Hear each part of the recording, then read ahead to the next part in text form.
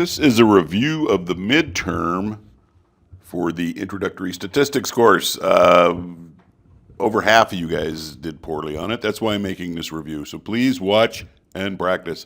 So question one, you got it all right. You know what a qualitative variable is. You know what a quantitative variable. The short answer is quantitative. You use regular numbers, and a qualitative is a categorical. Okay, part two. You did pretty good with this one too. A lot of you guys hand drew it. I don't know why you did that. Let me show you how quick and easy it is. In Excel, you simply copy, open up Excel, pasty. There's your data. So highlight data, insert, just go to recommended charts. So the first one I asked for is a pie chart. And I like that, but I'm not in love with it. I'm going to pick a different style here. I think I like that one better because it's got the percentages on there. So there's your pie chart. Your bar chart, same thing. Highlight first, insert, recommended. Bar chart sticking you right in the eye there. Bam. So there's your pie chart. I'm sorry, here's your bar graph. So there's these two right off the bat. That's how you do that in Excel. Easy cheesy. Okay, you all did well on the stem plot, or the stem and leaf plot, whatever you want to call it. You did well on that. You got it actually right, but I believe all of you guys missed the skew angle. So if I'm looking at this thing and I drew a picture, you know, like a bell curve that fit over these guys, it would not be a bell curve, right? But it would go slant out this way. So if you were looking at the silhouette of a rat, right, and if I rotated this guy 90 degrees counterclockwise, this would be the head and this would be the tail out there. But you'll notice the tail is going downhill. It's going to zero. So if the tail is going to zero, that's what we call a negative skew or a left skew, because it's going down to the left of the number line. So don't let this fool you. Some of you guys did it. You started with 0, 1, 2, 3, 4, which is fine. But again, if you rotated it, and it kind of looks like a histogram, but this thing is definitely skewed to the left. Moving on. Histogram. Some of you guys didn't do it. I don't understand why, but you simply pick how many of these numbers here were between 3 and 400. It looks like 2. And there's 1, and there's 2, right? So how many between 501 and 600? It says there's 6, and I'm assuming there's 6 in there. That's all you got to do. So I don't know why you missed that. You could have done it in Excel, but this one was so simple. It's just easier to do it by hand. What's true about any individual measurement of a data set that makes the mean of the data set a good mean? All that means is a good mean is a good representation of the rest of the data set. In other words, most of the other measurements should be relatively close to the mean. Next question, a bad mean is a mean that's not a good representation of its data set. And how do you tell is you look at the standard deviation. Again, if you got a big standard deviation or big variance, that means the data is far away from the mean. If you have a small standard deviation or small variance, that means that the data is close to the mean. Okay, again, I'll say a good mean has a small standard deviation, a bad mean has a large standard deviation. Next. So a drug company is making a new anti-anxiety drug. So it has 7 of them up here, and it has 100 subjects, and they scored them all. Here's the means, right? You can't tell if a mean is a good mean or a bad mean just by looking at it. You have to look at its standard deviation. So which mean was the best mean? That's the one with the smallest standard deviation. That was B. Which drug had the worst mean? That's the one with the largest standard deviation. And that was D as in dog. Again, a large standard deviation means the data is far away from the mean, and that's bad in statistics. Let's keep on moving. Difference between a bar graph and a histogram is its x-axis.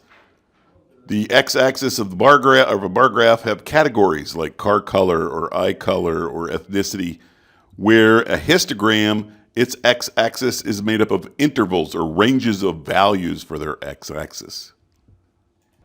All right, this one, find the measures of central tendencies. I'm going to go ahead and cut and paste this, copy, into an Excel.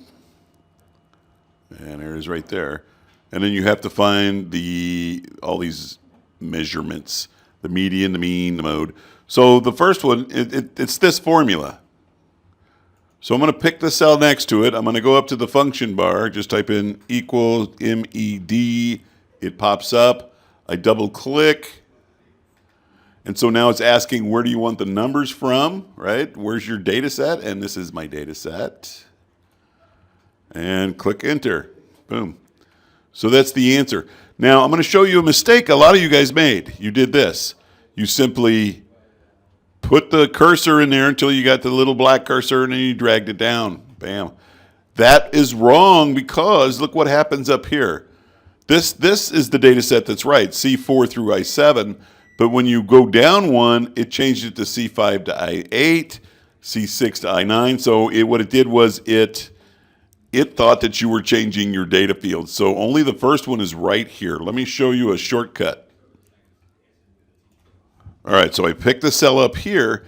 Now, what I did was, I did this. You see this? I put a $sign. If you're going to do this and click and drag, which you can, right? This is what I call freezes a data set. And you put a $sign on either side of the number. I'm sorry, the letter. So the letter here is I. I'm going to put a $sign onto the left of it and to the right of it. And the same with C, number sign or $sign to the left and right, and it looks just like that. So when I click OK, so when I click and drag, see the number, the data set stays the same data set, C4 through I7. So again, the $sign on either side of the letter will freeze whatever you don't want to move when you're cutting and pasting these formulas all over the place. But here's the answers for all of those, and we're going to use those to draw a box plot. Yes, we are. A box plot. So there's your 5-number summary, right? Minimum, quartile 1. Median, quartile 2. This median's wrong. I don't know why I keep doing that. And this is quartile 3, and that is the maximum. Let me make sure I got those right there. So median, mode, minimum 20, maximum 90, quartile 1, 39.3, and third quartile 3, 67.5. Yeah, those are correct. So this is how you draw a box plot. You start with the top number. The top number is the maximum. The maximum was 90. So you go up here to 90, which is roughly here, and you draw a straight horizontal line. Then you go to the minimum, which is 20. So this line, if you dragged it all the way across here, should hit 20. You know, not drawing a scale, I can't see very well. And this next line up here is your first quartile. So if I drag this all the way over here, it should hit about 39.3. The median, if I dragged it over, should hit about 50.5. The third quartile, if I drag this over, should hit about 67.5. And again, the maximum is 90. And remember, 25% of the data is between these horizontal lines. So in other words, there's 25% of the data between 20 and 39.3. Another 25 between 39 and 50. Another 25% between 50.5 and 67.5. And the last 25% between 67.5 and 90. That's how that works. And that's what that looks like. And then this next question, we're going to apply it. So supposedly this data has been collected from 500 wild baby monkeys. Got it? Sample size is 500. So how many of the baby monkeys weighed under 40 grams? So under 40 grams is the first quartile. So 25% of them. 25% times 500 is 125. The heaviest monkey was easy. It was 100, right? That's the maximum. 3/4 of the baby monkeys weighed over how many grams? So over how many grams, this is a mistake, is Q1, and that should be 40 grams. Man, every time I do this, I correct myself, right? So in other words, If this is a fourth down here, if 40 is the fourth, then everything above 40 is 3/4. So that's what this question is right there. That's the answer. Okay, so the median we already know is around 50. And how many weighed over 80 grams? 80 grams is the third quartile, so that makes it 25% again. 125 monkey. And everybody missed this one. The average weight of the baby canyon monkeys is unknown because box plots do not show means. Got it? Good. All right, most of you did okay on this, but some of you did not. So the probability that any random picking of anybody would have a GPA of, or whatever it is, less than 0.2. So less than 0.2, that is this pink tower here. So it looks like 60 people had less than 0.2, but it's 60 out of what? You got to add them all up. So this one's 60 plus 20 is 80 plus 100 is 180 plus another 80 is 260 plus 60 is 320. So all of your probabilities are going to have the same denominator. They're all out of 320 participants. So the first one is 60 out of 320, which reduces down to that. So less than 0.4 is the blue one plus the pink one. So it's 20 plus 60 is 80 out of 320. And this one is between 0.2 and 0.8. So it's the blue one, the green one, and the red one. And so it's 20 plus 100 is 120 plus 80 is 200. 203 out of 320 is 62.5. And next to the last is anything greater than 0.6. So that's going to be the red one, which is 80 plus the yellow, which is 60. So it's 140 out of 320. And here's the one that some of you guys missed, the not part. The not is whatever it is you subtract from 1. So what is between 0.6 and 0.8 is the red one, which was 80 out of 320. So you subtract that from 1 and you get what? 240 out of 320, which comes out to be 75%. And what's the probability of anything being greater than 1 is 0 because it's not on that chart. So that's how that one works. All right, next one, number 12. If the median is less than the mean or the mean, I get this though, and I'll screw it up. I didn't even grade that. But if the median is to the left of the mean significantly, then that means it's skewed to the left. So again, that's not very important. Number 13, most of you guys got this right. Okay, 95% empirical rule. The data is normal.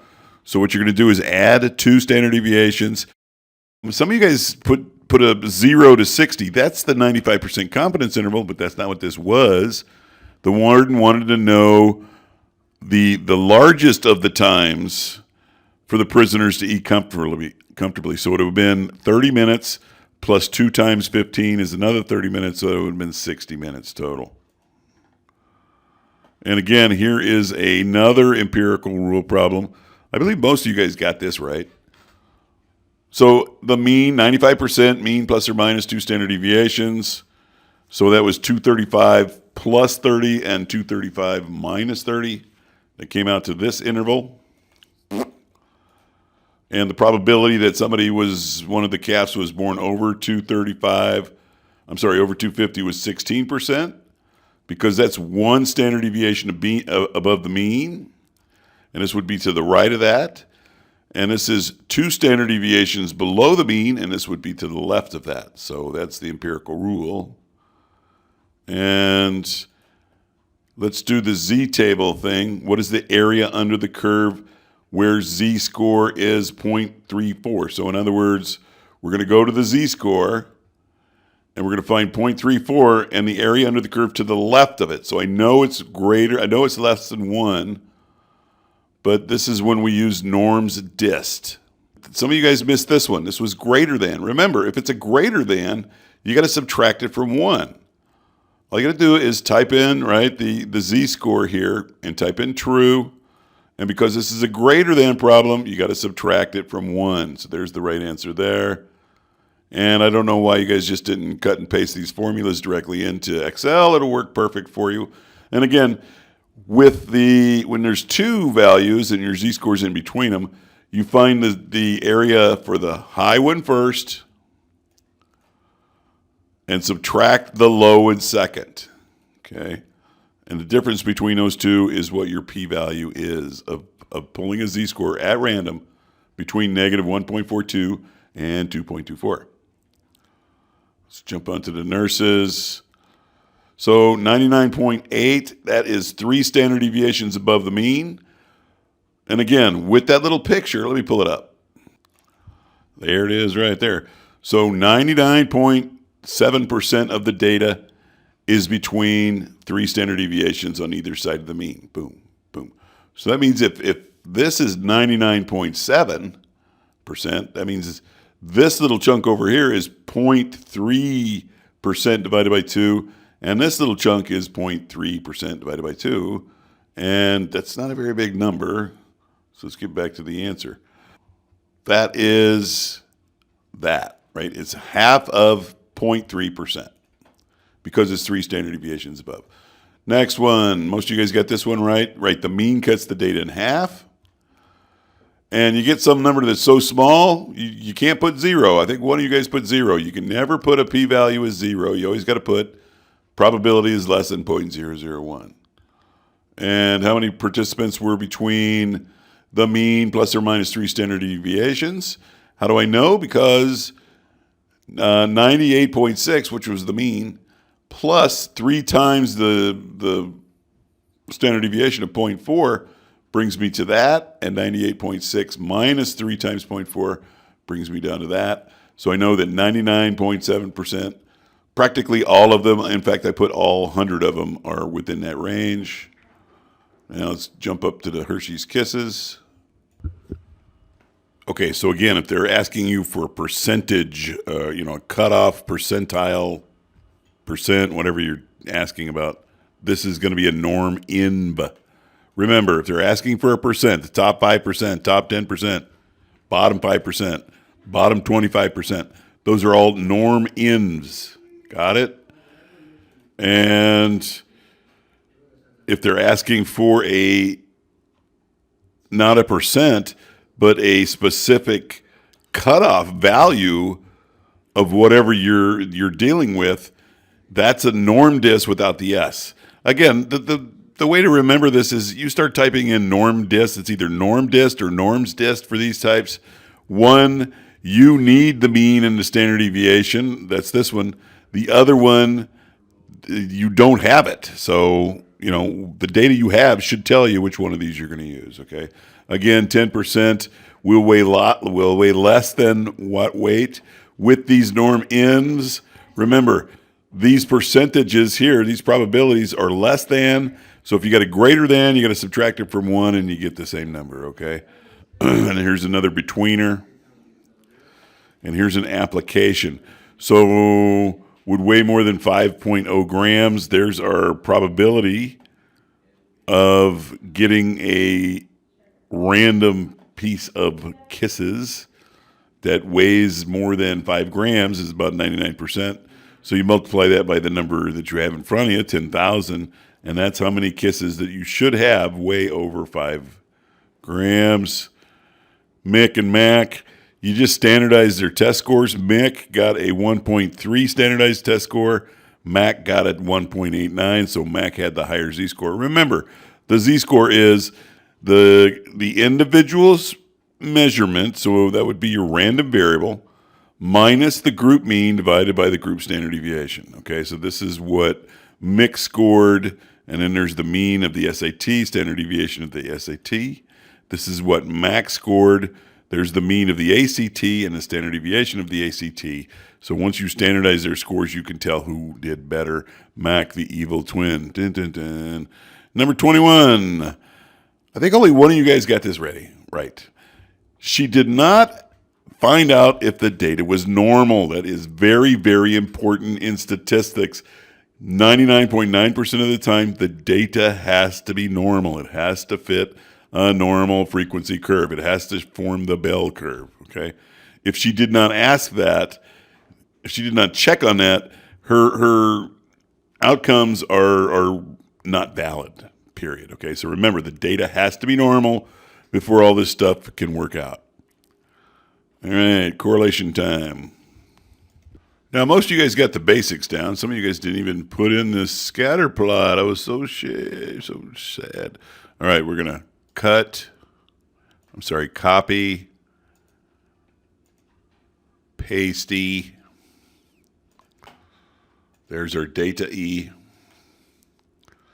So I'm going to do a correlation. But what I'm going to do is I'm going to put in a scatter plot, right? So I'm going to highlight the data.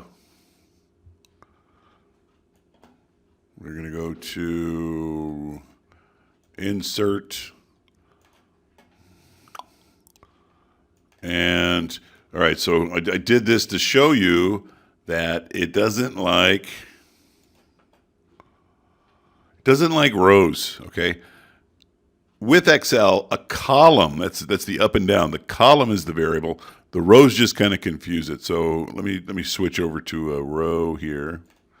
And how you do that is you highlight your data and you copy it. And then you pick a cell, any cell, and you right click, and then you go to this transpose. It's got the little right angle there. Now you're cooking with gas. So let's highlight this data. Insert. And there's the best fit scatter plot right there. Boom. And to get all the other information you need, you simply hover over any point till you get the series box, right click, add a trend line, and you get this box over here. Scroll down, you want the equation on the chart, and I always want you guys to do R squared because that's coming next semester. And then just click here and click out of there. And there's all the data you need right there to answer all these questions. This y equals blah, blah, blah, that is the best fit equation line. And your R squared is the amount of the variance in the scores that you can predict. So about 37% of the variance between the relationships here you can explain because of the relationship. So let's get these questions. The response variable is your y-axis, right? Remember that.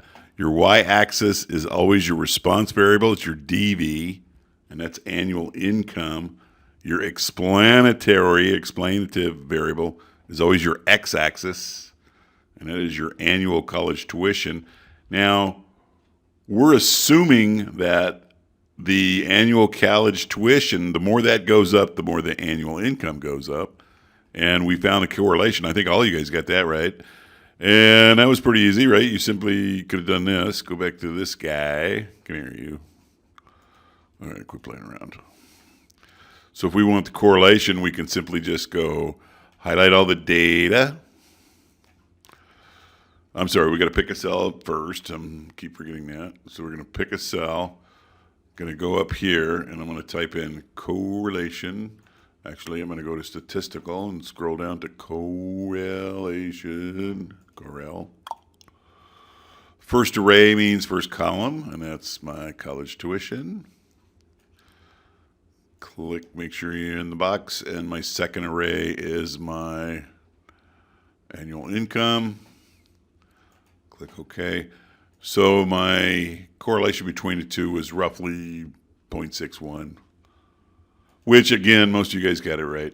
And 0.61 is strong. Anything over 0.5 is really, really strong. And it's positive correlation because it's a positive number. So in other words, when your tuition goes up, your annual salary should go up. And where did I get that from? I got it right from the chart here. That's the equation of this best fit line. You guys remember your y equals mx plus b? Well, you're getting an actual use to it here. That is y equals mx plus b.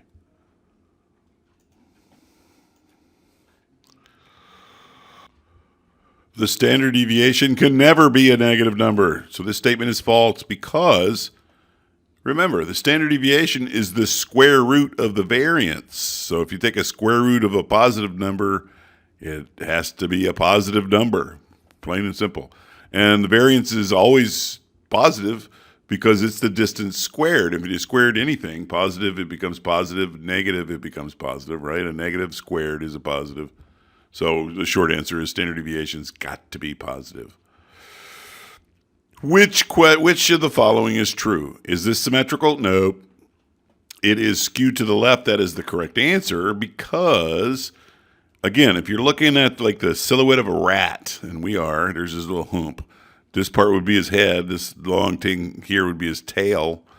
So the direction of the skew is the way the tail's going. So this is pointing to the left. This would be a left skew or a negative skew. They both mean the same thing. Again, the direction of the tail is the direction of the skew. So let's get back down to the big fudgy. So 68%, again, that is one of your empirical rule triggers. 68% means the mean plus or minus one standard deviation. So you take the mean of 4.27 and you minus 0.33, that's your low number.